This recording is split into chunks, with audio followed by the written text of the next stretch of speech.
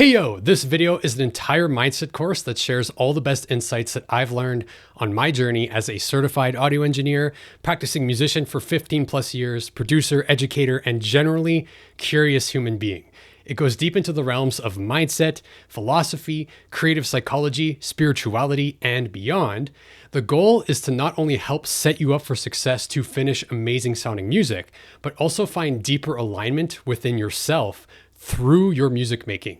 We'll do this by balancing the practical and logical side of setting goals, building habits, tracking our progress with the philosophical and creative side to invite deeper insights and discover meaning inside the art. I truly hope this will serve you as a tool to open your mind around music, reality, and yourself. I've included a playbook that you can download and use to implement on all the material we cover. It's in a link in the description below.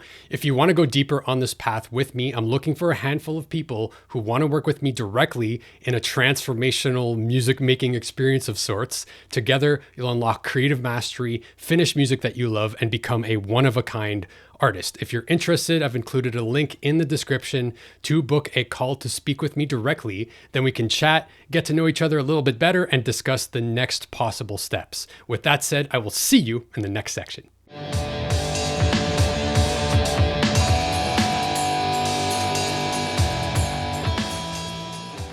Hey yo, what's up? I want to start this musical journey together by highlighting the sheer beauty and amazement of what we know as the medium of music. Music is immortal in a sense. It will never go out of date. It is also governed by universal principles as it creates a magical interweaving between cultures. It's both sacred and scientific. It's provincial and foreign. It's ancient and modern. The word education comes from the Latin educere, and I know I'm saying that wrong, which means to lead out. This illustrates the doctrine demonstrated so clearly by Plato. Knowledge is an inherent and intrinsic part of our soul structure. Along with other areas of study, music especially offers a safe and reliable pathway to connect the values of what is good, true, and beautiful, which in turn leads to the essential harmonious principles of wholeness, which we find both in the medium we create as well as ourselves. Always remembering that this is the point of education, remembrance of what we truly are. In our case, it's literally shaping parts of ourselves into wholeness through the music we create. The goal is not only to create amazing art through music production, it is also a way to better understand ourselves. As you move forward, you might begin to see that the music you make reflects parts of you that you've never noticed before. Without getting too out there and going completely meta-mind on you, I want to offer you that the highest form of knowledge itself is where the knower, the known, and the knowing become one. This is the goal and source of all knowledge, in my humble opinion. Throughout this program, I want to offer you the opportunity to regain an understanding of how the integral nature of the universe is an inseparable part of yourself. Now, that might sound like a tall order, but nonetheless, I wanted to preface the program with that. We will be using the principles of musical harmony, sound theory, through the medium of making music as the pathway to enhance this understanding. Music is what gives sound to our interior experience when we have no voice. It gives us words when we are silent. Through it, we pray, love, remember, and alter our inner state. It is the breath of the soul. Music is spirit taking form. Music uniquely captures and conveys the interior experience of one human mind to another, within it containing tears, blood, sweat, pain, and pleasure packaged into sound waves. It's how we flow mood and meaning through the medium of time. Within music making, we organize and imagine the arranging of its various elements, rhythm, bass, melody, and harmony, into meaningful shapes and structures, and imbue dynamics through these elements. Rhythm moves the body, bass stimulates emotion, melody speaks thoughts and ideas, and harmony creates the context. Dynamic brings the human touch or the soul. Within this art form, we explore endless curiosities of interweaving ratios that create consonance and dissonance and resonance to weave stories of woe and wonder within it. Discussing the parallels between the relation of mathematics, ratios, geometry, and music is beyond the scope of this course. However, know that within them lies the inner nature of all things. If you're interested in this sort of thing, I encourage you to check out the book, The Quadrivium, which explores it in detail. Let's talk about the idea of vibration. Consider this statement. Nothing rests, everything moves, everything vibrates. This is what is called the principle of vibration. It's an ancient Hermetic principle that illustrates the simple truth that modern science has now caught up with, which is this: everything is simply at a different state of vibration. Everything is made of the same thing, which is energy. Everything is simply a variation of everything else. If we think about our physical body, think about our emotions, think about our thoughts, and we think about our soul, they're all part of you, but at different states of vibration. Same goes for the states of matter. Atoms are in constant state of motion, and depending on the speed of these atoms, things appear to be solid, liquid, gas, or light. Same goes for music. Sounds are in a constant state of motion, and depending on the speed of the sounds, they appear as rhythm or pitch. You'll find the same ratios manifest themselves, but at different speeds or rates of vibration within every musical element. A simple example that illustrates this is the following. Take any object, say your smartphone, and vibrate it faster and faster. At first, it will just appear to be a moving phone. However, as it progresses, it will start to appear like a bigger solid object that's the same size as the amplitude of the vibration because it's vibrating so fast. Then its temperature will start increasing. Then it will start to disintegrate and transform its state as it breaks apart. Then as it continues to vibrate faster and faster, and it will eventually turn to liquid and then turn to gas, it will continue to get hotter and hotter as it vibrates faster and faster, and eventually it will create sound. And then go all the way from the bottom of what we can hear at about 20 hertz, all the way past 20,000 hertz and beyond into ultrasonic territory. This is why music is so powerful. It's the universal language. It is a way that we can communicate with each other in the prima materia of the universe. It's a way that we can interface with the principle of vibration in a visceral and emotional way that actually creates experience in our internal world as we listen to it. It is truly magical, and I just pointed this out because I want to communicate with you the magnificence of what you are working with. As you progress further on your music journey, the more you'll realize that there's a lot more to just creating and manipulating sound waves. It's art, it's visceral, it's emotional, it's spiritual, and it's part of you. As you create and refine your music, you're constantly shaping and refining sound, your thoughts about the sound, and you're embedding your inspirations, emotions, and experiences into a form that resonates with you. Then you share this art with other people, which is sort of a solidification of your internal world reflected into liquid architecture of music. I mentioned this because making music is a deeply spiritual practice. How you interface with this type of practice doesn't have to be chanting mantras and wearing a cloak. That's part of the fun, is you get to reimagine your own relationship with music consistently forever. I just want to emphasize that it is a beautiful gift. There is a sacred relationship between vibration and matter. This is clearly demonstrated by cymatics. This parallels what you're doing in the music making process. Finally, I want to share with you this quote. If you want to know the secrets of the universe, think in terms of energy, frequency, and vibration.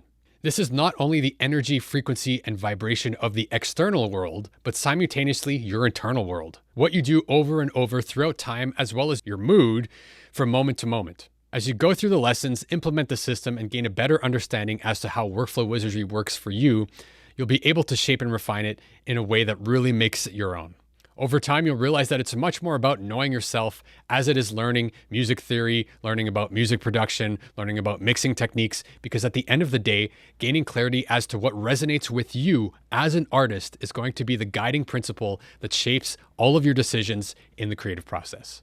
Everything about this program is aimed to help you grow and learn more about yourself, your art, your craft, so you can find freedom in your creative expression. It's extremely important that as you move through this program, you take action and implement on what we cover in the various videos. So before we dive into this module, I just want to show you where you can enter in your various answers to the many questions we will be going over throughout the mindset module, as well as throughout the rest of the modules when we are making music and exploring different creative strategies, techniques, etc. So I'm in Notion right here. And if you go to the Vault tab, you'll notice that I've created an MCA mindset card. Okay, so you'll find this in your template.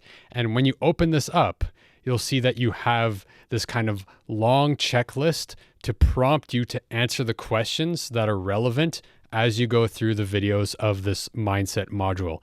So as you go through the videos, definitely write down your answers to all these questions as you go through it, So this is going to help you do the inner work of pinning down your motivation, your dream goal, your habits, your commitments, your 90-day music goal, etc., and catalog it directly in your workflow wizardry system. So definitely use this MCA mindset card to answer the questions as you go through the videos of the mindset module.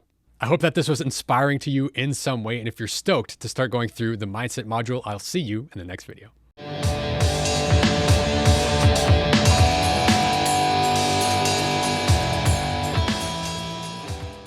Our goal in this module is to attain some degree of mastery with our minds.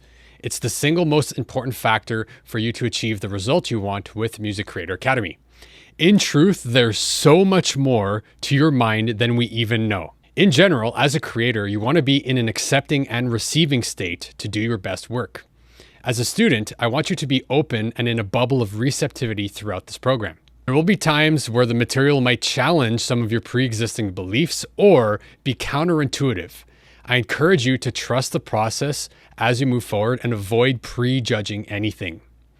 Let's talk about the idea of being and acting. Being can be seen as your energy, your state of mind, your attitude. Acting can be seen as your decisions, your behaviors, your demeanor. The default way that we tend to look at things is with a have, do, be belief system. In other words, once I have X, I can do Y and be Z. This way of looking at things puts something external between you and the state you're looking to be in. It's worth asking yourself, what is it costing you now to have these beliefs? If we really think about anything we desire in life, we want it because it will give us something that we don't have right now. And you might be thinking, well, of course, that's obvious, Alex. But the real question to ask, if we want to go a little deeper, is what state will it give you that you don't have right now? If you're hoping to release pro quality music, what will releasing pro quality music give you? If you're hoping to build a music career, what will building a music career give you? If you're hoping to eventually play live and tour the world, what will that give you? Confidence, freedom, a sense of wonder and excitement? Feel free to pause this video until you've found it. So once you've done a little bit of digging and you found the state behind the actual thing that you're looking for, once you've found it, really imagine and feel that state. You did it. You're there. So next you want to ask yourself, what does the being there look like? What does your day look like? What kind of things do you get to do? How do you feel about yourself? How do you feel about what you're doing? Who are you sharing it with? What greater impact does it have on other people? Feel free to pause the video and jot these down. And once you're ready to go, I want you to answer this question. So thinking about that dream goal and that state that you want to be in, okay? Ask yourself this, how does that version of you act? What habits do they have? What does their schedule look like? What behaviors have they let go of? How do they show up energetically? What beliefs do they have about themselves and the world? Did you notice how you can feel that state without needing anything else right now? So let's just say, for example, that you want to release music that is at a top pro quality and that you're confident and proud of, and that when you share it with your friends and colleagues, that they're absolutely blown away that you've done this, and maybe it leads to getting gigs and maybe freelancing some services and building a little bit of a fan base. And over time, maybe you can play some shows and tour the world and play with some of your favorite acts. Now, really picture that state of being there right now and feel it. Here's the big unlock. If you want to achieve that result, you want to be acting from that state that we've just found right now. If you can just be and align yourself with the being and acting of where you'd like to be, success will naturally flow from there.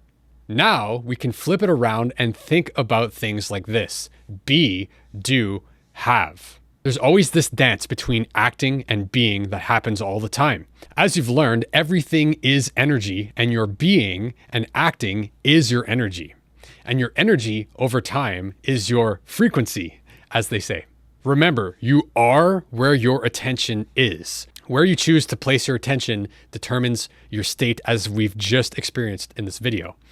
That's where gratitude comes in, for the amazing gift we have to create beautiful music. If we can really target the states that we want to experience, our thoughts, our emotions, and our behaviors will follow suit. So saying yes to a new version of yourself can create the energetic shift in being and acting that you need to hit your goals. I encourage you to focus on being present with this state as a full body experience as you move forward, instead of it just being a concept. So let's talk about the limitation of concepts for a quick second. Let me ask you, have you ever been in love? Chances are you have been with a significant other or a partner that you've been close with, or your family, your parents, your siblings, etc. And now let me ask you this. Can you prove it to me? Explain it to me. Give me evidence of this love. All right. And this actually shows you the limitation that you actually can't approach it logically. Why? Because it's intangible. It's a knowing. It comes from within. And it's kind of this intangible heightened state that we're looking to align ourselves with as we move forward through this experience. Interfacing with this state will help you be more bold in the face of uncertainty, which is inevitable in the creative process. And it will help you live up to sticking to your word, right? Having integrity with yourself.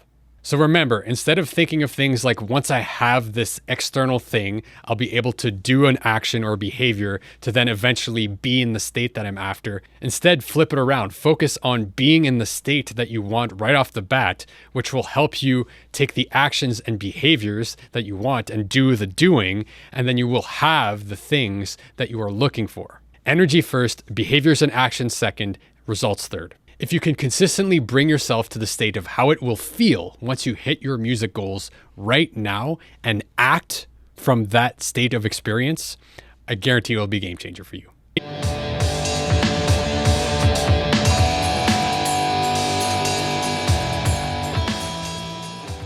Let's talk about awakening the producer within, but more seriously, about developing a creative mindset. You might be asking yourself, why aren't we going straight into making music? Don't worry, that will come. Before jumping into making music and implementing the system, it's important that we set the proper foundation in terms of mindset so that you can make the most out of the program and get the result you're looking for. After having conversations with literally thousands of music producers, some of the most common problems are feeling overwhelmed, indecision, self-doubt, frustration, confusion, lack of consistency, not finishing tracks, etc. The single most important skill to develop in order to solve these problems is most likely not what you think.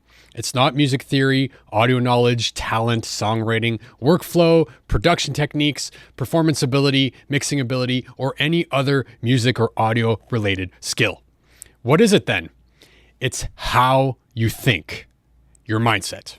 In general, the way we've been taught to approach creative work is laughable at best. Knowing that, approaching your musical creativity with the proper mindset is crucial. If you've ever experienced chasing yourself in circles and being on a constant emotional roller coaster when it comes to your music, then this module is going to solve that problem for you. When we can better understand how our mind works, we'll be better able to leverage our psychology when we approach our music making.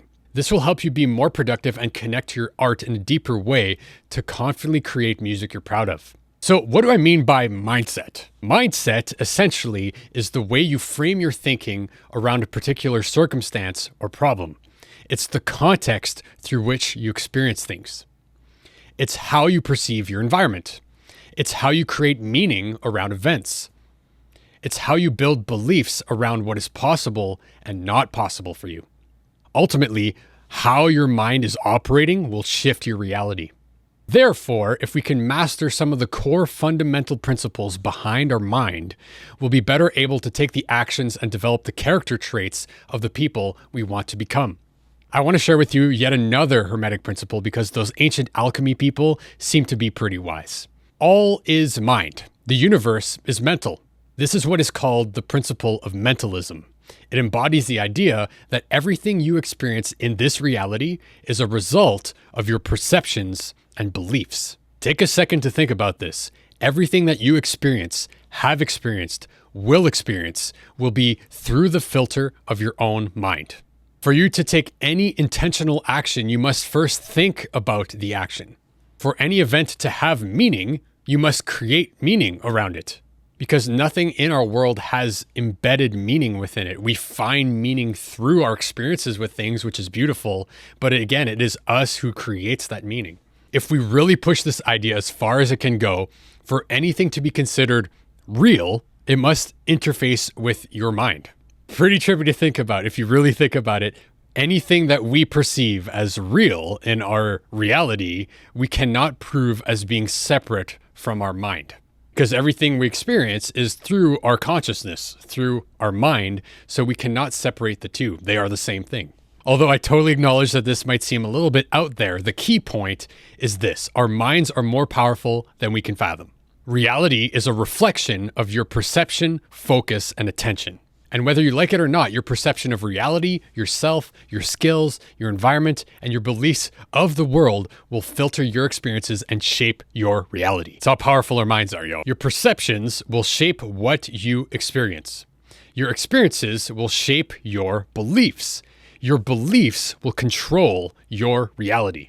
Again, remember, you will only act to the level of your belief. Single greatest obstacle that we face to achieve our music goals and in life in general will be our mindset.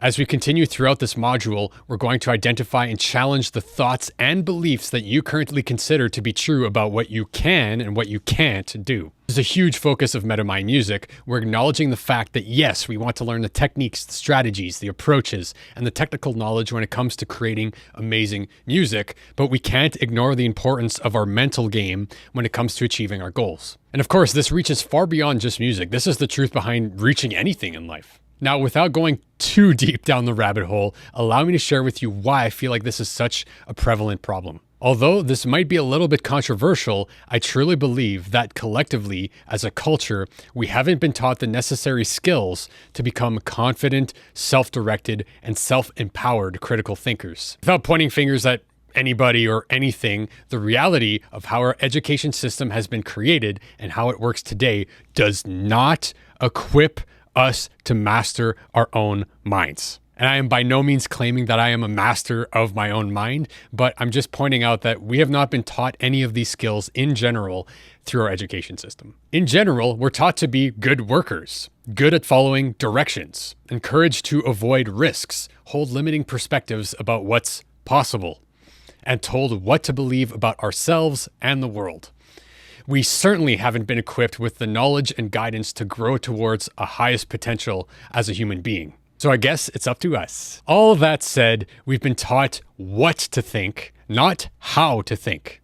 If you want to be someone who does what most people only dream of doing and make an impact through your music, you want to develop your ability of how to think. Great news is that regardless of how we were raised, what environment we grew up in, our education system, we can train our minds to shift our beliefs and completely change ourselves. We are super powerful beings. To transform your habits, your perceptions, your beliefs, to support and empower you instead of working against you, your success is inevitable. When you adopt a truly confident and creative mindset, you'll be able to outperform what you thought was even possible for yourself and overcome any obstacle that arises as you move forward in your journey.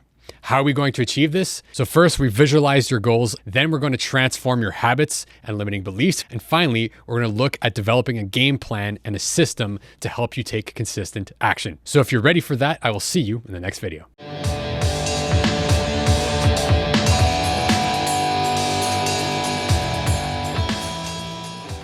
What is at the core of what drives you to make music? In this video, we're going to get clarity on the core of what you want to do with your music. What's your motive? What gives it meaning to you? What makes it essential? The root word of motivation is motive. That's why we're going to get super clear on your motive as to what's pulling you to want to create music. Why is this important, you might be asking? Because that way we can leverage it as we map out your 90-day music goal. Undoubtedly, there is this sort of going against the grain notion that comes with being an artist and creating music. That's not most people. Most people watch TV or play video games in their spare time. You're going to have you that's trying to hit your music goals. And then on the other side, you're going to have multiple colorful characters that may stand in your way. They may be your relatives, society, pessimism, fear, guilt, doubt, uncertainty, overwhelm, or anything else that keeps you from taking action on your music goal. What's going to help you push through and overcome all of these challenges is by being crystal clear on your motive, your why. Let me ask you some weird questions and feel free to pause this video as you write them down, okay? Why do you want to make music? Writing, producing, and engineering your own music takes a lot of work and a lot of effort. So why bother? If I flip it around, let me ask you, what amount of money would I have to pay you to never make music again? Most likely, there would be no amount of money that would replace what music gives you. So my next question to you is, what is that thing that music gives you and why is it important? Take a little time to think about this, because understanding what is this thing that really keeps pulling you back to wanting to make music is important to identify. I'll be frank with you, if music is a means to an end to create a career or be famous, you are definitely in the wrong place. Those are nice potential side benefits, but it won't last as your core reason. You will fizzle out and not get anywhere. Your motive wants to be something intrinsic, internal motivation instead of external motivation. A 90-day music goal is a great external motivator. An accountability coach is another great external motivator. But what's driving you on the inside? Because at the end of the day, you've got to be in this for you. If you commit yourself wholeheartedly to aligning yourself with your dream vision for you and your music, it will change your life. I'd like to share with you this concept called ikigai, which is a Japanese concept meaning a reason for being. I like it because it's a holistic framework to thinking where music fits in your life. It doesn't have to be permanent, but it's useful to understand what your music is and what it isn't. Along with understanding what drives you or what pulls you to make music in the first place, it can be a huge help to help you understand why you're doing this. Essentially, ikigai is the intersection of what you love, what you're good at, what the world needs, and what you can be paid for. If music is just a passionate hobby for you, then it doesn't need to make money. There's a ton of amazing artists out there who don't use their art as their main mechanism for their income. No matter what role music plays in your life, it will help you gain clarity on a raison d'être. If you're not concerned with building a career as an artist with your music, it removes a ton of pressure. It also allows you to focus 100% on creating music instead of marketing, content creation, and running a business in a very difficult field. If you can't picture yourself doing anything else other than trying to make it with your music to be truly fulfilled, then you would be doing yourself a disservice to ignore that desire. Keep in mind, there's an endless array of nuance of how music can fit into your life. Maybe you use your musical or audio skills to freelance or create value in other ways, but maybe not rely solely on music for making money. Maybe you already have a full-time career that you love and music just plays a huge part of your life. If, for example, you're hoping to make a career as an artist, then there is far more to consider than just making sure your music is of high quality. Of course, your music is the most important part, but if you build a career as an artist or freelancer, there's a ton of non-music related things to do, such as posting content, developing a business plan, getting a marketing campaign together, building a team to make it happen. If music is a hobby and your goal is to release music that you're proud of, then the target is simply to release music that is at a standard of your quality to be considered awesome. This is also going to be hugely valuable to help you prioritize what is important and what is not important as you continue to move forward. However, once you found a why, a purpose or reason, it might still feel difficult or near impossible to achieve. It might still feel like there's a gap between you and this dream goal or your purpose or this big why that you're after. So let's talk about the power of visualization. As you already know, focusing our mind can change our state, but it can also help us execute at a higher level by building belief. We'll get more into beliefs in a later video, but for now, I invite you to follow along with this exercise. So try this for a second. So just put your feet together and then put your right index finger straight out in front of you like this, okay? And all I want you to do is I want you to just turn clockwise comfortably as far as you normally turn. Just notice where you naturally stop. Go ahead and turn clockwise. People at home can do this too. Keep your feet straight. Notice where you stop. Come back around to me. Back around to me. Pretty good. Okay, good. Yeah, you're really good at this, right? Drop your hand. Now let's do something really simple. Close your eyes. And you don't even have to visualize, just feel. I want you to imagine your finger coming back up again. And this time, see and feel it coming up. Don't actually make it happen, but feel like it's happening. Imagine in your mind that you're actually doing it. You're seeing it, you're feeling it. And then make it like a game where you turn twice as far this time. Like you're a little kid, you know, somebody measures you and you go, I'm taller, come on, measure me this week.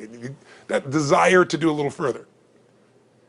And then in your mind, do it again. Your feet are straight together, and in your mind, feel your finger coming up, see it coming up, and imagine going 3 times as far this time. And then one more time, bring your finger up, and you're like an owl. Your feet are straight, and you turn all the way around, and it comes all the way around to the front. See it and feel it and enjoy it each time, like it's a game, like you can't wait to go further.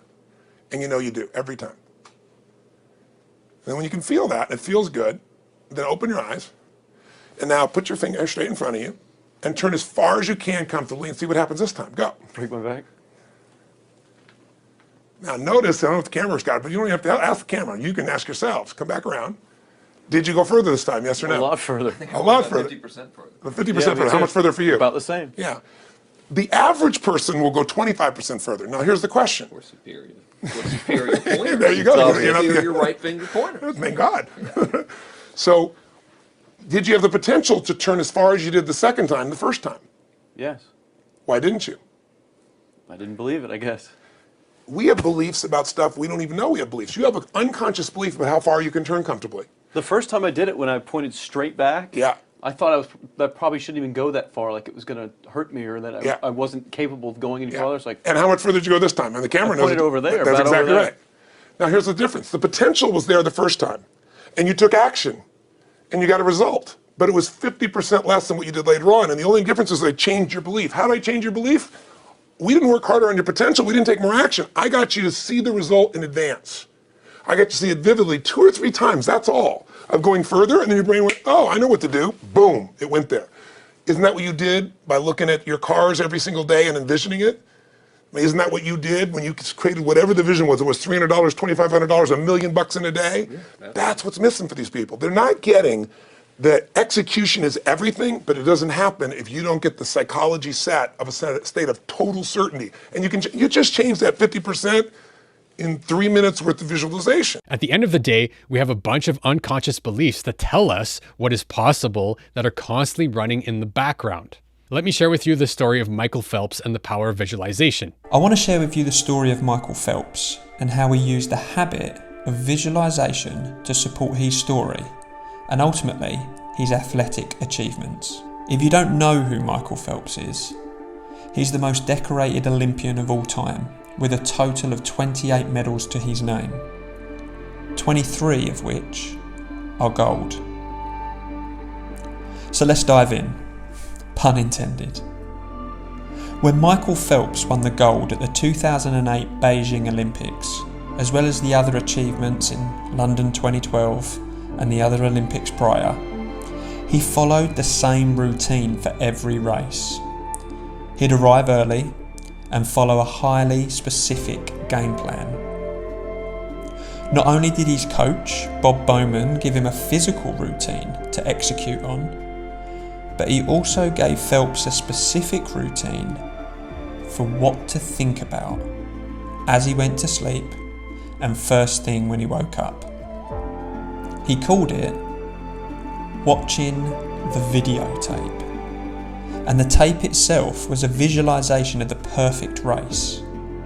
He would go into granular detail and put the videotape in his mind and play it in slow motion. He would step on the block, the way he'd swing his arms, the amount of pressure needed to push off, each kick, each turn. Sounds a bit much, doesn't it? But I suppose it depends on how much do you want what you want. The more specific you can get with your visualization, the more powerful it becomes. This mental routine and visual practice was so ingrained for Phelps that when things didn't always go to plan, the sheer volume of practice and repetition allowed him to still succeed. An example of this was on the 200-metre butterfly in Beijing. On the first lap, Phelps's goggles started to fill up with water, and so he had to rely on counting his strokes to finish the race. The genius in his routine allowed him to replicate a flow state in his performance every single time. You see, our brains don't know the difference between reality and what we visualize again and again. These beliefs can either help us hit our goal or work against us. Our habitual thought patterns create these reoccurring mental pathways over time for better or worse. The good news is that your brain doesn't know the difference between reality and what we tell it over and over again. According to some research, it takes about 67 days to completely replace an old thought pattern with a new one. So by routinely visualizing yourself achieving your goal over and over, you start to program your mind to perform the actions almost automatically, just like Michael Phelps did. And do not forget, you will only act to the level of your belief. If you do not believe something is possible, why would you try? It makes no logical sense. As Tony said, execution is everything, but you don't get the results without proper psychology and total certainty. In other words, belief. So once you've done some introspection and answered some of these questions to help you gain clarity as to why you're doing this and what drives you at your core to be making music and hit your dream goal, let's move on to exploring belief way deeper.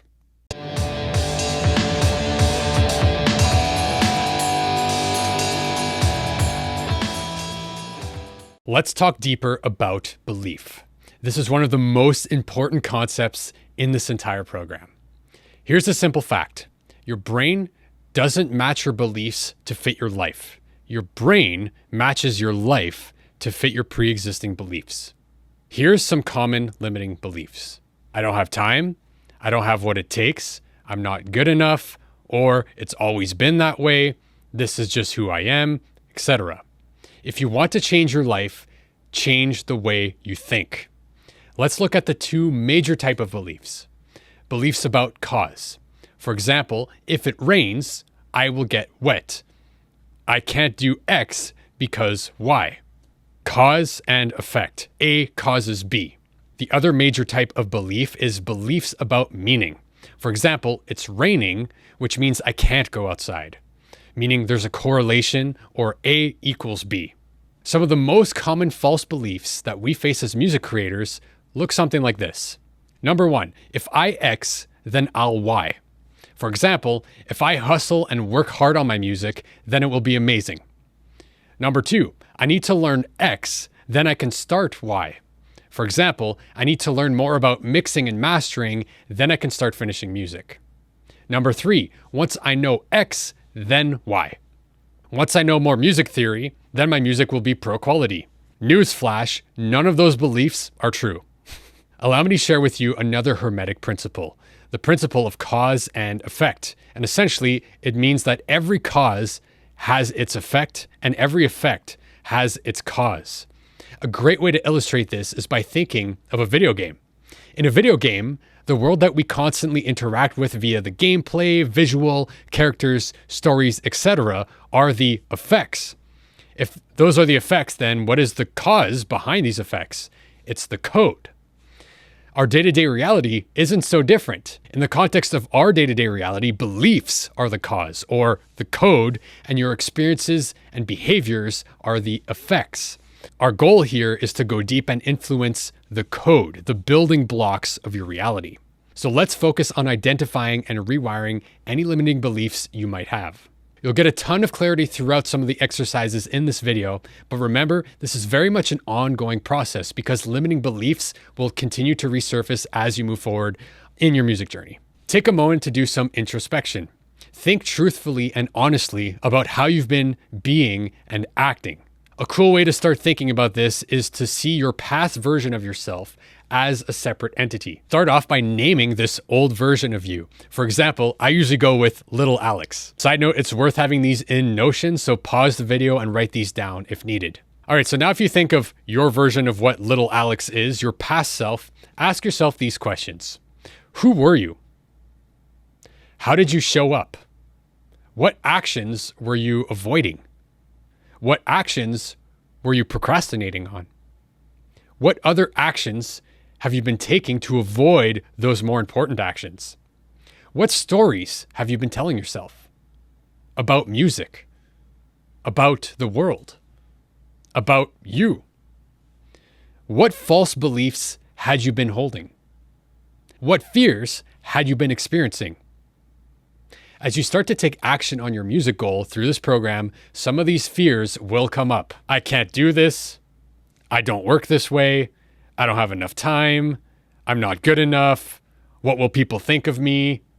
And don't worry when they come up, because it's 100% normal. That's why I'm going to equip you with the tools to rewire these types of beliefs as they come up.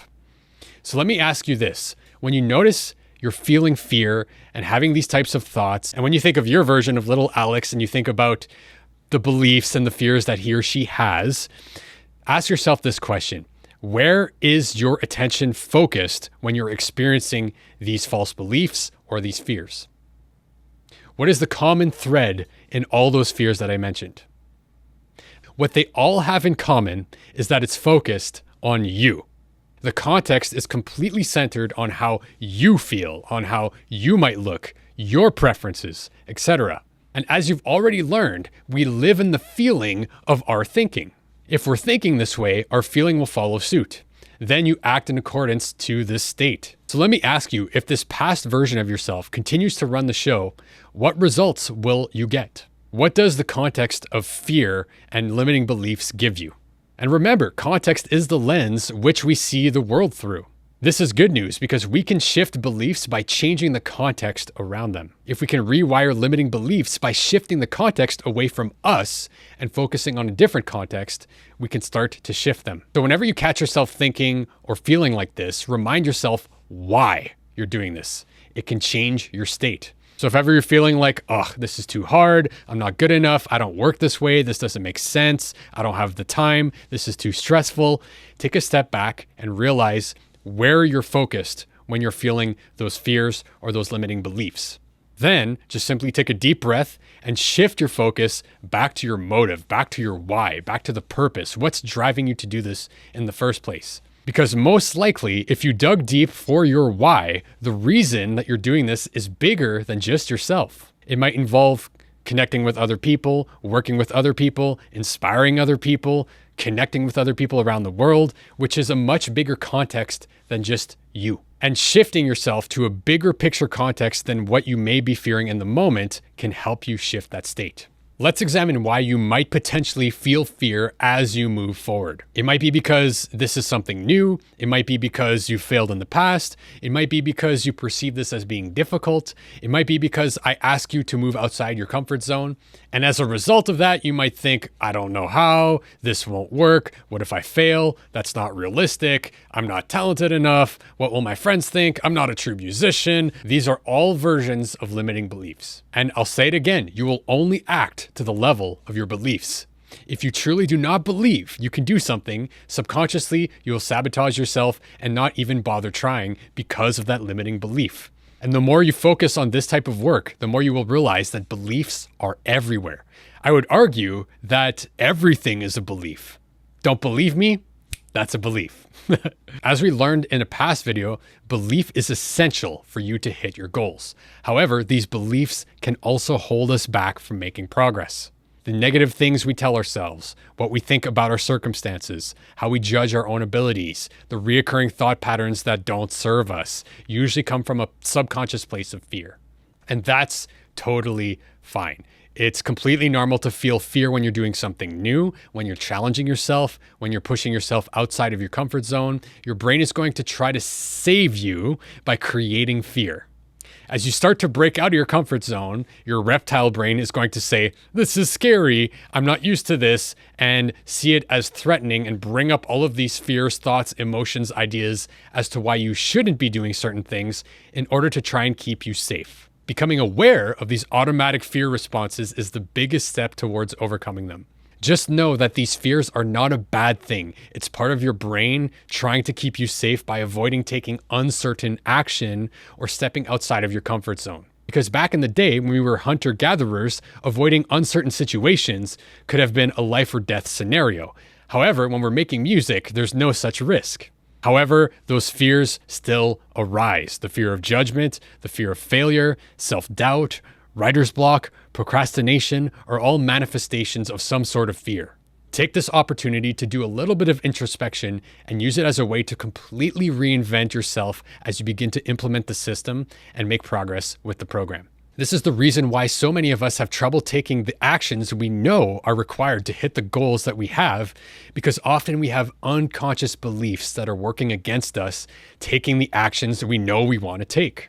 Every time that we consider trying to move forward and make progress, we might have a habitual thought pattern, an emotional cue, or feel an energy dip coming up from a belief that is telling you that you should not do this. But these reoccurring limiting beliefs can totally be rewired with consistency. That's why I've made it part of the Workflow Wizardry tracking system, so that we can continue to prime ourselves with this recontextualization to reshape these beliefs. Be sure to revisit this process with any limiting beliefs or fears that come up as you progress on your music journey. Failure, obstacles, and roadblocks will always happen, but it's how you respond that matters. How you perceive these challenges will dictate how you experience them. How you react to challenges over time will be what you build your new beliefs around. If you ever feel like you're getting stuck with something, struggling to make a decision or take action, stop. Try to recognize what the fear is and go through these steps. This is a very powerful tool that will serve you for your whole life, because this process truly never ends.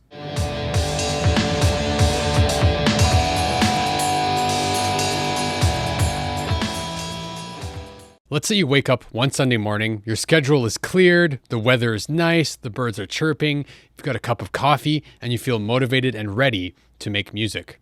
You're excited, you sit down, you make a little bit of progress, but then something happens. You feel this anchor in your gut and you start questioning all of your decisions, you lose all your momentum, and before you know it, making music has become painful. What is this resistance? How do you deal with it? How do you avoid and manage it? Chances are, if you've been making music for any amount of time, you've experienced some scenario similar to that. Creative work is cognitively demanding. It involves a lot of decision making, problem solving, and facing constant uncertainty. Anyone who says otherwise is still in the honeymoon phase of being a creator. Making music requires focus, and sometimes, as we've covered in previous videos, our brains generate resistance to try and keep us quote-unquote safe. Our brains do not like uncertainty and try to protect us from things that it perceives as being threatening. And uncertainty fits that description. If you find yourself being overcritical of every idea you put down, you're not sure if it's good enough, and you're constantly criticizing yourself that it starts to wane your confidence, then you've experienced this before. This may even lead you to believe that even your good ideas aren't up to snuff. Then we might go on YouTube or some other social platform and see music producers effortlessly making music without a struggle and ask ourselves, am I cut out for this? Am I just not good enough? As a result of this, you may remain perpetually disappointed in yourself and your ability to make music. In this state, you're prone to giving up on projects, starting a new one, or moving on to something else away from music altogether, and that's not what I want you to do. That's why we're going to be process focused and not results focused. It's a whole different way of looking at your creativity and your progress. It's about shifting your focus to finding confidence within your ability to become an artist, producer, and engineer, not in being one at the moment. Even if you're already a pro, every time you open your DAW, you will improve. And if you've been doing this for a while, you'll already know that not every session will result in something amazing. Therefore, we want to measure our progress using the process instead of the results. That's not to say that we're not aiming to have amazing results.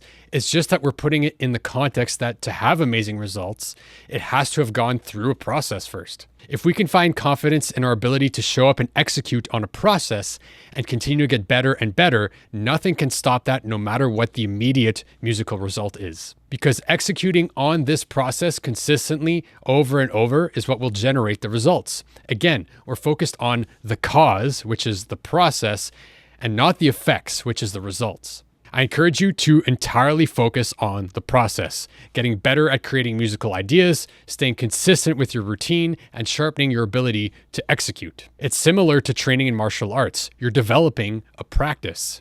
If you can truly fall in love with this practice, your skills, your craft, and your results will naturally follow. And results in general are a lagging indicator. For example, when I'm practicing guitar and trying to play something that I can't play yet, it could be weeks, even months of practicing something and repeatedly failing over and over until one day, magically, my fingers can do it. Did I do anything on the day where I could magically now perform this thing? Absolutely not. It just happened because I was consistent with the practice. When the practice is fun, the work becomes play.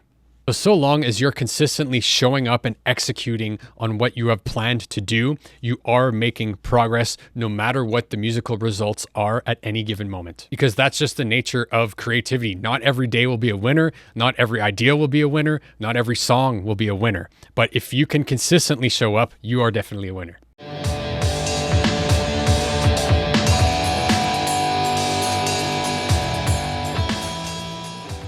In this video, we are going to talk about how to reclaim a sense of power and control over your own actions in a healthy way. Awareness is the first step, as they say. That's why we're focused on getting your inner states in the right place before we go ahead and tackle the in-depth strategy, tactics, and workflow. If you're not seeing things the right way, if you're not thinking about things the right way, if you're not dealing with all of your internal roadblocks in the right way, it's going to be a lot harder to achieve your music goal. So let's go ahead and make it simple and easy. I want to start by making a very important distinction between what you are and who you are. Now that might sound really weird at first, but stick with me. Besides, you should be used to this weird, trippy stuff by now. So try on this exercise for a second. Think about all of your life experiences, all the events you've attended, all your memories, your experiences, the pain, the pleasure, your values, your ideals, your core beliefs, and basically everything that makes up the description of your internal world, and come up with a description. That description is essentially a story. It's an idea of who your identity is based on past experiences. Let's go ahead and call this who you are, which is essentially a construct of thoughts. And don't get it wrong, I'm not diminishing this aspect of ourselves, but we have to realize what it is. And although 100% this is part of who you are, by no means does it encapsulate the essence of everything you are. You are not these experiences, nor your perception of these experiences. You are the observer of them. Once we make the distinction between mental constructs and observation, we can start to get closer to what you are. Let me ask you, have you ever thought about what is thought? This mode of inquiry is called metacognition. Essentially, thought is an apparatus of the mind, a lens, a codifier, a biocomputer that synthesizes memory, and it's an interface mechanism of the mind. But what does that mean in actual normal words? Essentially, it means that thought cannot see beyond itself. It demonstrates that thoughts essentially are tools meant to be used to enhance your life as opposed to your life being controlled by them. Have you ever realized how easy it is to get lost in thoughts? Have you ever caught yourself living completely in your head? In general, most of us live our lives completely lost in thought day after day. So all that to say is that you are not your thoughts, okay? You experience your thoughts. The true essence of what you are is not burdened with judgment, division, the past, or the future. What you are lies somewhere in the silence. Within this frame of awareness, we can better see ourselves, our thinking, and our behaviors. Because when the mind truly finds silence and is not contrived by thought, is not disciplined by thought, we can truly connect with ourselves and potentially get a glimpse as to what we are. Being able to interface with an existence that's beyond the constant preoccupation with attachment to our memories, feelings, fears, beliefs, and anxieties will allow us to see things as they are. And in seeing things as they are, we are able to create lasting change in ourselves. And I want to share with you yet another Hermetic principle. And yes, I'm obsessed with alchemy. It's kind of weird. I get it, but just let's go. Let's just keep going. It is this: as within, so without. This is the principle of correspondence. So let me ask you, have you ever noticed the similarities between the macrocosm being space, planets, solar systems, and the microcosm being molecules, cells, and atoms? This sort of parallel is demonstrated within our internal world and external world as well. If we continue further with this idea, the better that you can harmonize and align your internal world, that is your thoughts, habits, emotions, behaviors, and desires, the more the outside world will reflect that state. Or at the very least, your perception of the outside world will be more aligned with how your internal world is operating. The next concept I want to share with you is this idea of radical personal responsibility. So come along with me on this thought experiment. Imagine that all the things in your life, whether it's your physical health, your relationships, your personal finances, the amount of time you have, the progress you've made with your music, your current skill levels, are all simply created by your decisions. What you have right now is simply a reflection of how you've been showing up. What? How dare you? Now, you might feel some resistance to this idea, but just stick with me. It's a thought experiment for now. As you've learned, most, if not everything, of what you experience in reality is a reflection of your perceptions. And your perceptions are 100% in your control. Yes, circumstances, events, situations happen that are outside our control, and that will always be the case. However, what you always can control is your response to a situation. This might be tough to conceptualize if you have a belief that you can't do this, but it is the truth. However, when you take this perspective, it allows you to take ownership of your reaction to any situation and thus the results of your current reality. To achieve anything big in terms of a goal, you can no longer operate from what is called the victim mentality, where we feel that everything in life is happening to us instead of for us. When we point the finger to outside events and circumstances, it externalizes all of our power. On the flip side, you might want to consider reclaiming what is called the mentality of a master. This happens when you stop blaming external factors such as people, events, situations for your success or failures. Not happy with your progress? Change it. Not happy with your behavior? Change it. Not happy with something in your life, like your current life situation, your day job, or relationship? Change it. Once you realize this truth, it's deeply empowering. It's all on you. You're taking ownership and responsibility of the reality that you want to experience in life. And ultimately, what's the point of blaming things on external circumstance or blaming other people? It won't help you, and it gives your power over to it. Conversely, if you own it, even if you didn't necessarily create it, you can change it. This is how you regain a sense of power in your life. And within the Workflow Wizardry system, you'll notice cues to enhance your self-awareness. The reason for this is that self-awareness is what's required to make self-transformation. To change negative thinking, behavioral patterns, emotional triggers, and bad habits, you first need to become aware of them. The tricky thing is that a lot of these are unconscious, meaning that you're not even aware of it most of the time. If you can become aware of it, then you can change it, and that's what this is all about. So next, we're going to move on to actually setting a target for your 90-day music goal. So if you're ready for that, I will see you in the next video.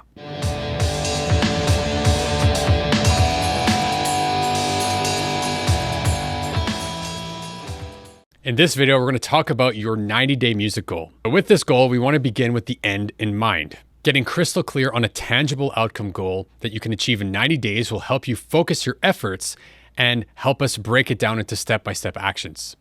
So ask yourself the following. What would be a big win for you? What would make you feel slightly uncomfortable? What can you imagine yourself having achieved in 3 months? What's a significant check mark you want to achieve towards your dream goal? What would make MCA worthwhile to you?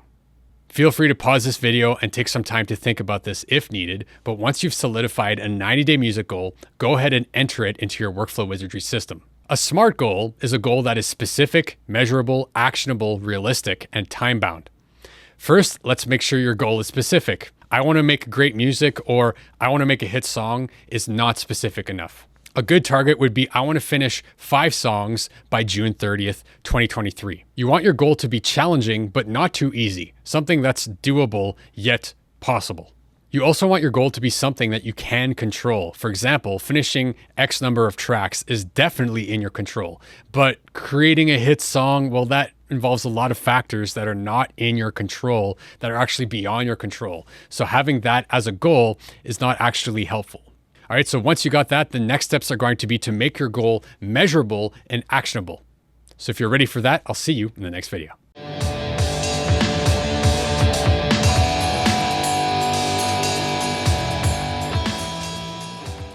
In this video, I want to talk about a few key concepts when it comes to being a full stack independent music artist that's creating, producing, and engineering your own music.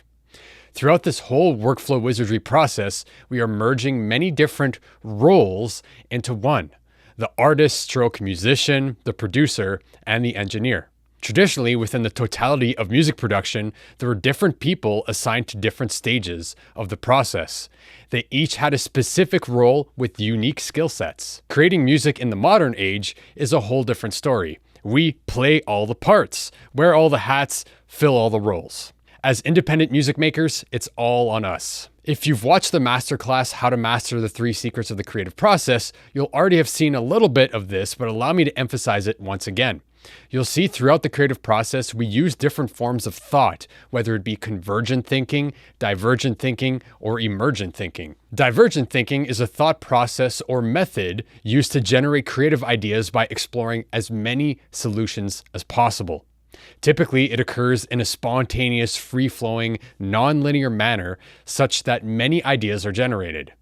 Many possible solutions are explored in a short amount of time, and unexpected connections are usually drawn. Convergent thinking occurs when the solution to a problem can be deduced by applying established rules and logical reasoning. This type of reasoning involves solving a problem within the context of known information and narrowing down the solution based on logical inference. Emergent thinking happens when you move towards completely unforeseen possibilities that become only apparent when you are comparing and combining various generated ideas. Everybody uses all these forms of thinking and uses both sides of their brain, being the left side and the right side, the left hemisphere and the right hemisphere. However, certain modes of thinking are better suited to different phases of the creative process. You'll also find that some of the roles that we play tend to oscillate around a specific kind of thinking. We play different roles within different parts of the creative process. At some points, we are the artist, and then we're the producer, and then eventually we're the engineer, and all of those roles have different frames of thinking around the work that we're doing. I've done my best to emphasize these different roles and different modes of thought as we move through the process, but it can be useful for you to think about them for yourself and what they mean to you.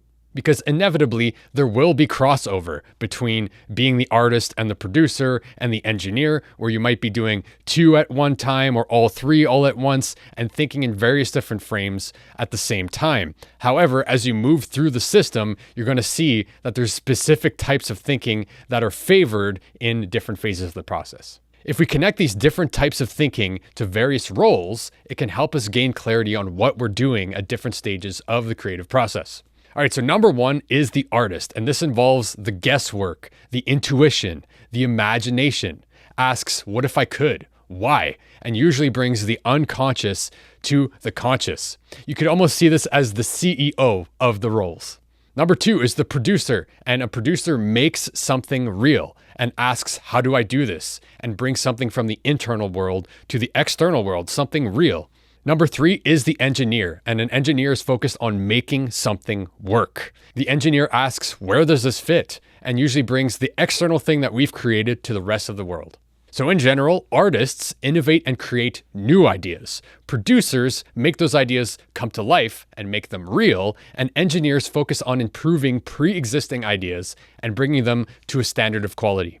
As you move forward through this program, consider that you have all of these roles within you and they're all working together. However, inevitably, within certain stages of the process, one role will be taking the lead over the others, and that's totally cool. Just make sure that all your multiple personalities are working well with each other and you'll do just fine.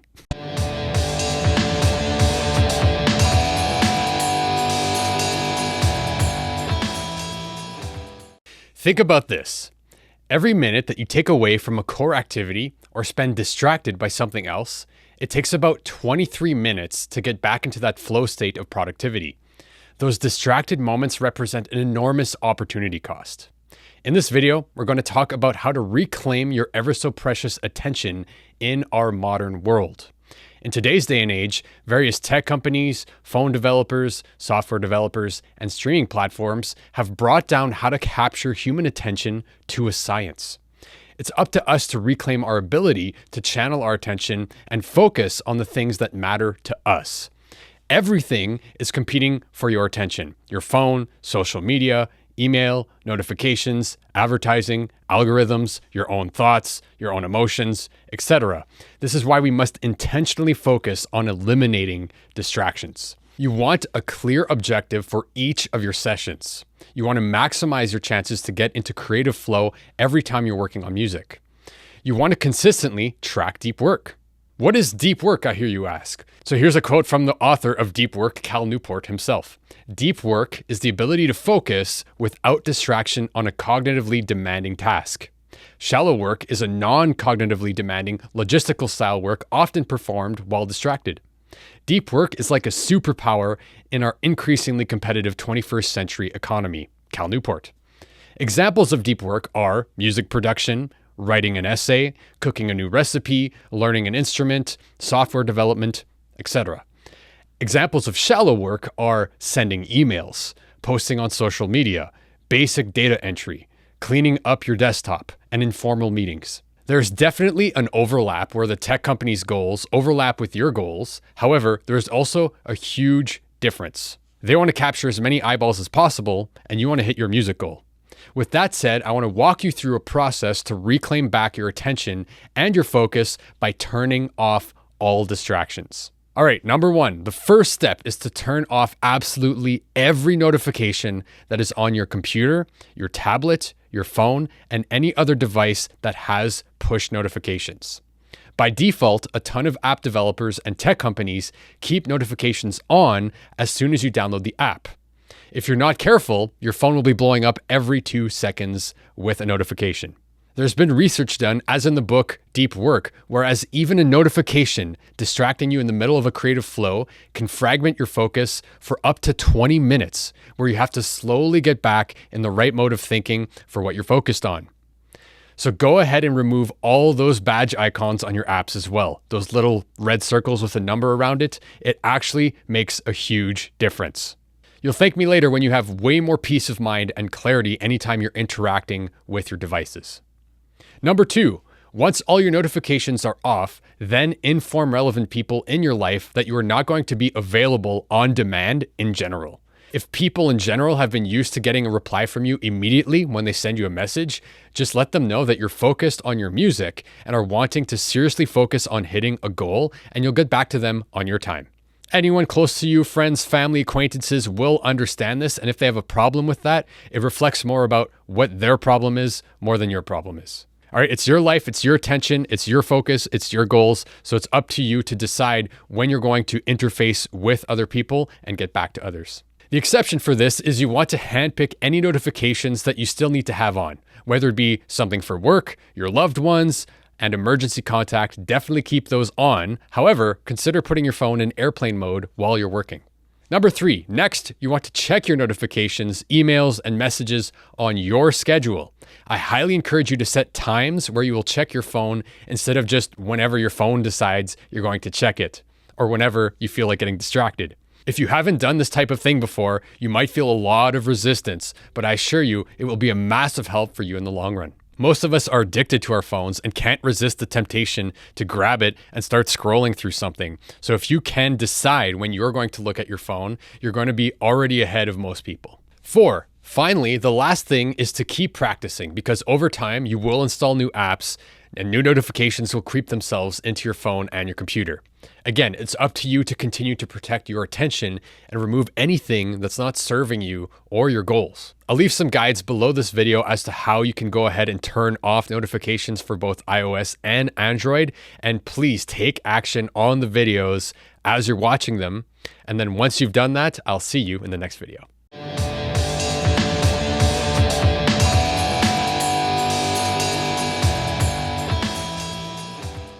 A key thing to understand in building a daily practice is that it wants to fit with your lifestyle.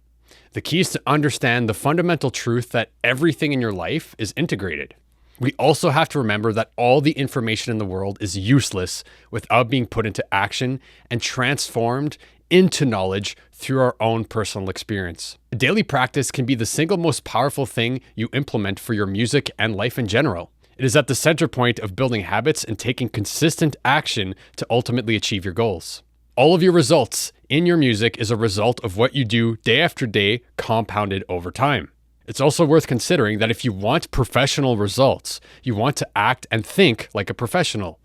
Amateurs wait for inspiration, professionals work anyway. Amateurs hope, professionals plan. Amateurs rest on their victories, professionals continue to seek the cutting edge. A great place to start is to work out your smallest viable commitment that you can make every single day for your music. The key here is to make it something realistic, something so easy that it would be ridiculous for you to skip. Something as simple as working on your music for 10 minutes a day could be a good place to start. You don't want to make it a too ambitious and overwhelming commitment like, I'm going to work on music for 2 hours every single day. That's not sustainable, especially if you're just getting started in building this habit. Because right now we're just getting started and you're excited and you're going to get some momentum, but eventually life's going to happen, things are going to come up, and you're not going to be able to hit your commitment. And then if you miss your commitment, you can start to doubt yourself and you can start to beat yourself up. So that's why we're going to start and make things simple and easy. If you set your commitment too high, you'll eventually build resistance towards doing it and build the all too familiar, if I'm not going to do the whole thing, then I'm not going to do it at all. And then you skip several days. That's not what you want to do. We want to build the habit first and then increase it over time. I suggest that you define what you can call sacred work hours, which will be time that you're committing to spending on music every single day. It's not allowed to be touched or interrupted by other responsibilities. If this is truly important to you, you must make it a priority. You also want to include some time during each week for your weekly cycle review. It's all built into the Workflow Wizardry system, so all you need to do is commit a time to do it during the week, ideally at the same time every week, and do it consistently. And in general, all the processes, all the step-by-step action guides, everything that you need to do is laid out for you in the Workflow Wizardry system. All that you have to focus on is committing to taking action consistently, and you will get the result. A pro tip to make the most out of your sacred work hours is to look at your system at the end of your day and plan out what you want to complete the next day ahead of time. This will make you magnitudes more focused because you won't have to think about what you're doing at any given session. You can just simply show up and execute. You want to treat these sacred work hours as seriously as possible. Put your phone away, stay off the internet, and try not to be distracted, even if it's just for 10 or 15 minutes. Just like going to the gym, it might take your mind some time to learn how to focus in this way. Don't beat yourself up if you have trouble right off the bat. If you stay consistent, you'll get better and better, and before you know it, then you'll be able to do longer sessions without a second thought. Eventually, as you do more and more, you'll be better able to judge what kind of targets are realistic for you during any given session.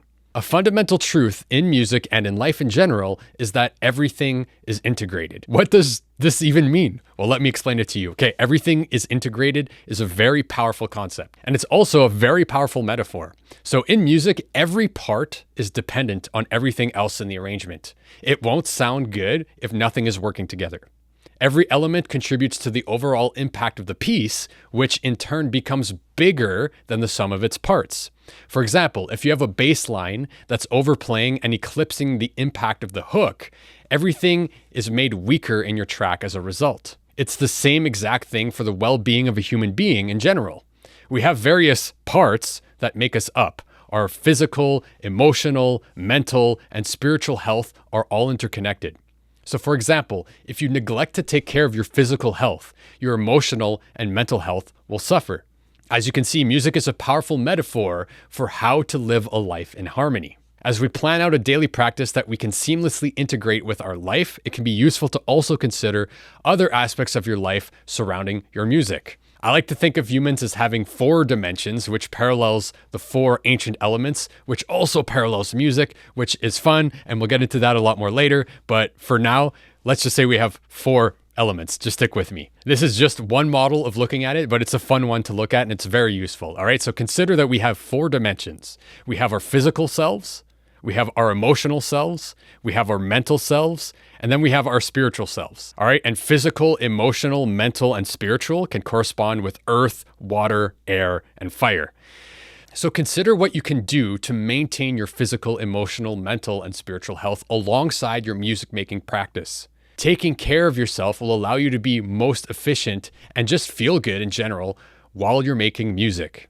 And chances are you already have a good idea as to what are the things you can do to feel physically well, to feel emotionally well, to feel mentally well, and to feel connected with something spiritually in your life. And this will vary greatly for every person, but I encourage you to consider that. It all connects together. If you take care of your physical self, you're going to feel more emotionally confident. And when you're feeling more emotionally confident, you're going to think clearer. And when you're thinking clearer, you're going to be able to connect to things in our reality and in your day-to-day in a more positive light.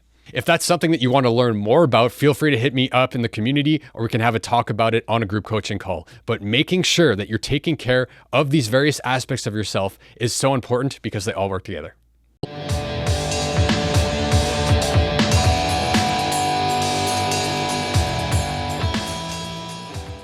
In the valleys of your excitement and motivation, sometimes the actual process of taking action can feel like torture. You know that sometimes when you get in flow while working on your music, it can feel like pure bliss, but that's only when you're in a heightened state and everything sounds great and no issues are happening. However, sometimes you catch yourself realizing that there's many more moments of pain than moments of bliss. Despite our best efforts, there will be several reasons why we tend to procrastinate. Sometimes it's fear of failure. Sometimes it's simple laziness. Don't worry, I've been there many times, okay? It's part of the experience of what we're doing. So, if you find yourself procrastinating a lot, no need to worry, you're not alone. Sometimes we come up with any excuse to avoid getting the work done that really needs to be done for us to move forward. I want to share with you a few powerful tips and tricks to help you streamline your focus and help you continue to take action even if you're not feeling inspired or motivated. Number 1, each evening, as you wind down, look at your workflow wizardry system and plan what you want to complete the next day ahead of time. This can be your non-negotiable music making session of the day. This will help you avoid feeling confused and overwhelmed every time you show up in the studio because you've already planned what you're going to focus on ahead of time. 2, next is to use the calendar in the workflow wizardry system to plan out your weeks ahead of time through the weekly cycle review process. If you have a scheduling conflict, a special event, or have an appointment coming up, consider it in your weekly plan and move your music sessions accordingly. Even if you have to change, modify, shorten, or move sessions, it's better to plan ahead of time so that you're not going to be scrounging and trying to find time for your music. 3, plan an equal balance of consuming the program material as well as implementing the program material. There's no use binging all the content without taking action because that's not going to get you the result you want. You're much better off being consistent, slowly consuming the content, and taking your time step by step. This will also keep things fresh as you're not solely focused on consuming or creating. For example, if you can commit an hour a day for your music, I'd suggest that you watch a video and then implement and take action on it immediately. Then, if you have more time, watch another video and implement once again. 4, next is the Pomodoro technique, which is essentially working in intervals. The way you do this is you set a timer for a 25-minute block of uninterrupted time. Once you're done, you get a 5-minute break. And you repeat this process 3 times until you've done 3 25-minute sessions. And then after the 3rd session, you get a 30-minute break. You can use a physical timer like I have over here in the background or the Mariana Pomodoro Chrome extension.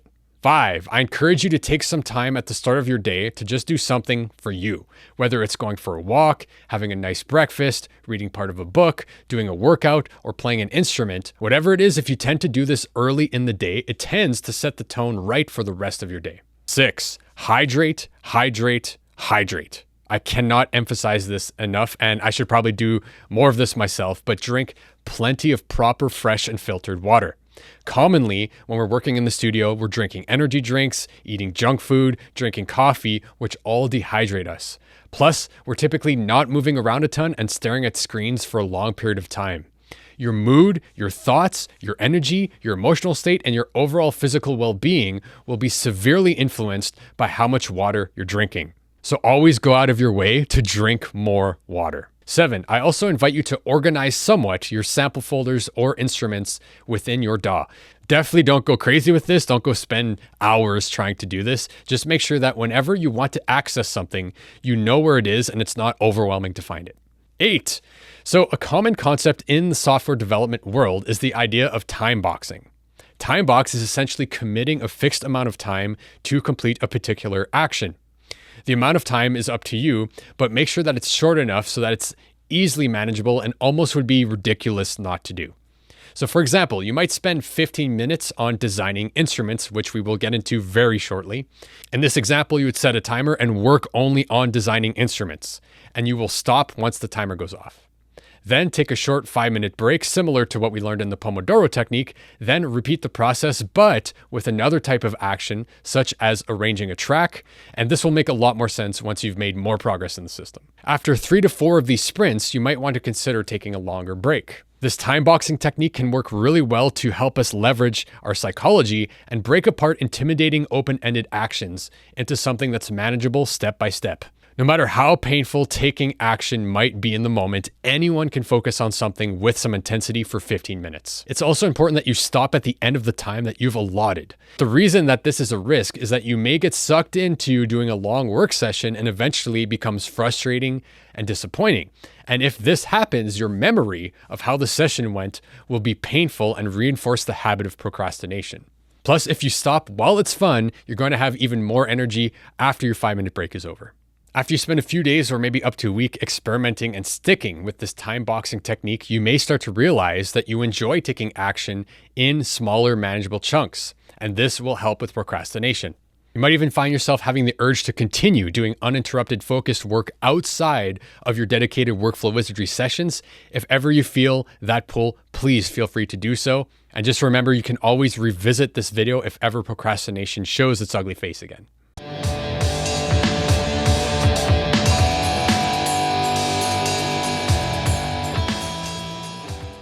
In theory, there's no difference between theory and practice, but in practice, there is. Yogi Berra. Now let's talk about how we're going to map out a plan of action to put the information you learn into practice so that it becomes knowledge. We're going to develop a plan and a tracking system to get you to your music goal one step at a time. Remember, theory does not equal practice. We will cover a lot of information in the core material of this course and even more in the future materials, strategies, techniques, skills, philosophies, best practices, etc. All this information won't do anything without being put into practice. The more time you spend on taking action means more time spent developing real skills. Knowing a bunch of facts about audio or music theory is not a skill and does not make your music any better. Knowing how to implement theory and developing personal experiences in practice is what will translate to real skills and make your music much, much better. Keep in mind that theory wants to always come second to practice. That's why following along in your playbook as well as the workflow wizardry system is so important because it keeps you focused on taking action. You won't break through the current plateau of your music skills or reach a top-notch pro level without having consistent practice. You won't see improvements just by learning a few facts and techniques here and there.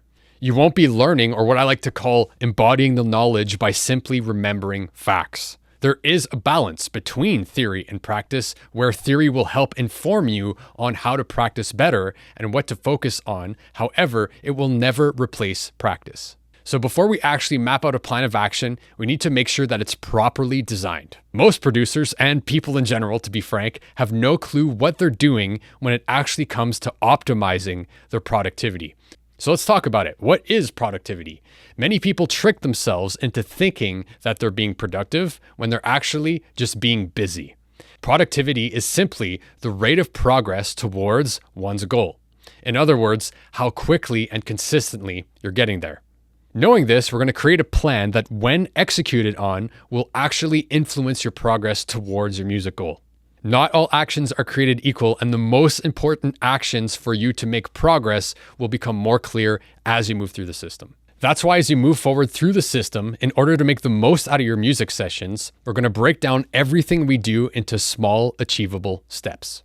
With this system, you are never going to go into a session blindly, and we're always going to create a focus and micro goals of what you're going to achieve in the studio during that session. If you so happen to have more time than what you have planned for your workflow wizardry session specifically, or simply want to explore and make music in a more free flow way after your session, by all means, do so.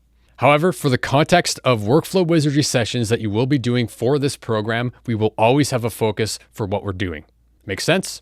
To build out our plan, we're going to focus on the 7 stages of the workflow wizardry system as the container for our action items, and the number of sessions, in other words, the deep work hours that you're putting in, as the metric. This means that every time you open the DAW, you're going to have a set number of actions that you're aiming to complete during that session, even if it's simply to experiment and have fun. Then we're going to track what type and how many sessions you're doing over time. In the future, if I ask you what type and how many sessions have you done this week, hopefully you'll have an answer. Now, there's this idea that goals and systems don't work or shouldn't be applied to creative pursuits, when in fact, they actually enhance your creativity. At the end of the day, you want to rely on your plan and your metrics to analyze what you're doing, not your fleeting inspiration, motivation, or your constantly changing thoughts and opinions about your progress. To be frank, most producers, artists, and musicians don't set goals simply because they're usually fearful of something. As long as you don't set goals that are far too ambitious and break down your goal into manageable steps, you'll start to learn how freeing systems truly are. Once you get used to consistently following through on your plan, you'll start to see massive compounding progress over just your simple day-to-day sessions. Number 1, you have a dream goal that you've identified earlier. This is what's going to help you keep going when it gets tough. Remind yourself of that dream goal. Number 2, you have a controllable 90-day music output goal, meaning that you are in complete control of creating that result. There's no external factors that you have to rely on to hit that goal, and this makes it specific, time-bound, and realistic. 3, you have a daily or weekly metric, which are your session types plus session numbers, which makes it measurable. And then 4, you have the workflow wizardry system for your step-by-step action items that makes it actionable. Altogether, it makes your goal specific, measurable, actionable, realistic, and time-bound. So let's make this happen and make your music goal a reality.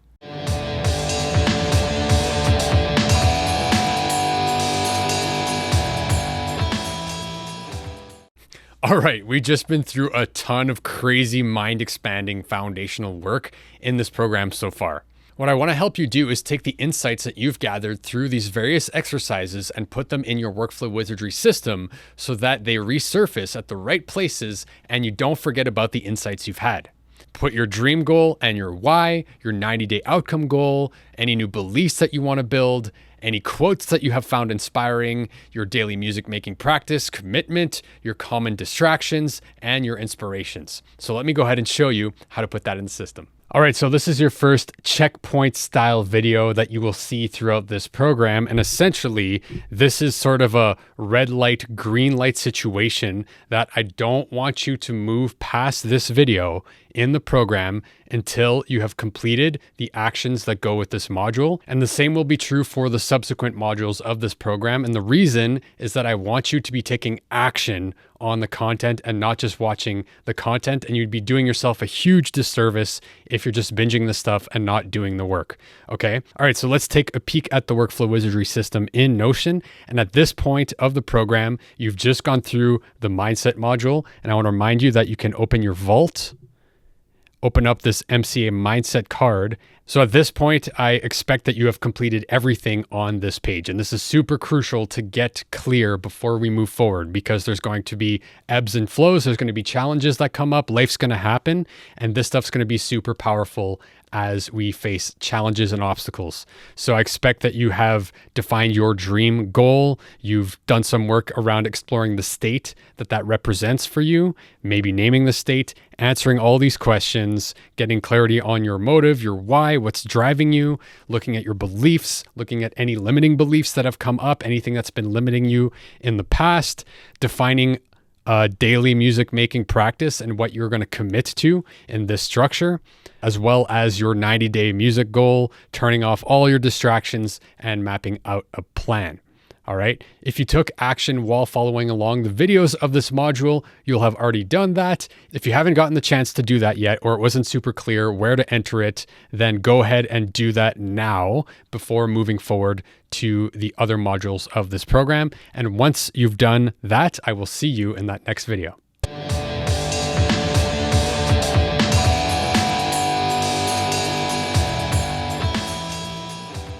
Like any other skill, composing songs is something that you'll get better at with practice. Every stage of the system, along with its accompanying skills, get better with practice. The more you implement the system and translate ideas from your head into the computer, the easier and more intuitive it will become. To start your journey through this program with some momentum, I propose to you this challenge. All right, you ready?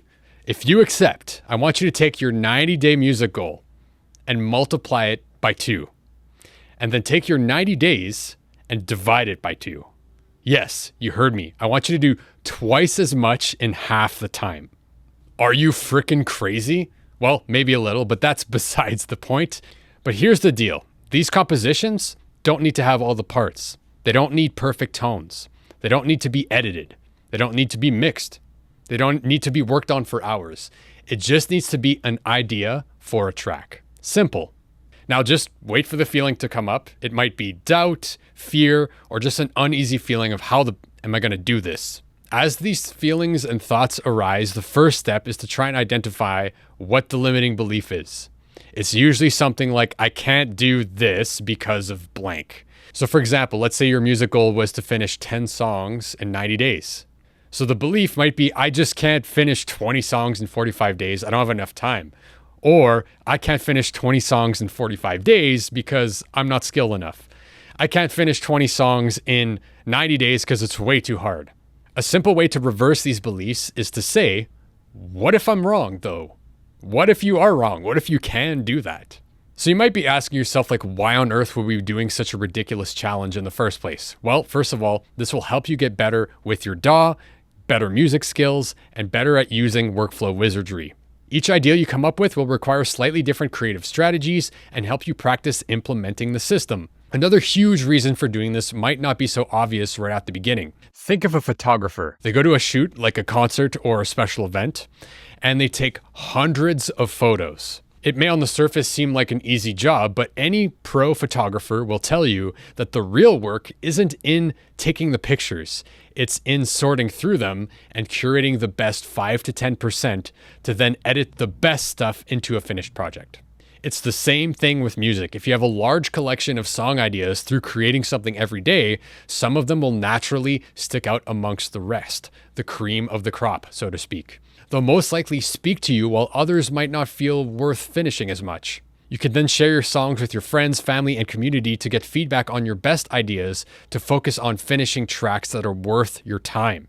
Now, you might think this is favoring quantity over quality and think, but I want to make quality though. But when we think of legendary artists like the Beatles, Aphex Twin, Beethoven, and countless others, they most likely have thousands of ideas that never got past the notebook or demo recordings. After you've written a ton of songs over the next 6 weeks, your next focus will be to abandon most of them in favor of the best ones. If you look at my ideas folder on my hard drive, there's hundreds of projects that I've made that will never make the cut. And the simple truth is this: no one writes amazing stuff every time they write, nor should you pressure yourself into trying to do that. This is actually a freeing concept because you can remove the pressure of trying to make something good and allow yourself to create freely.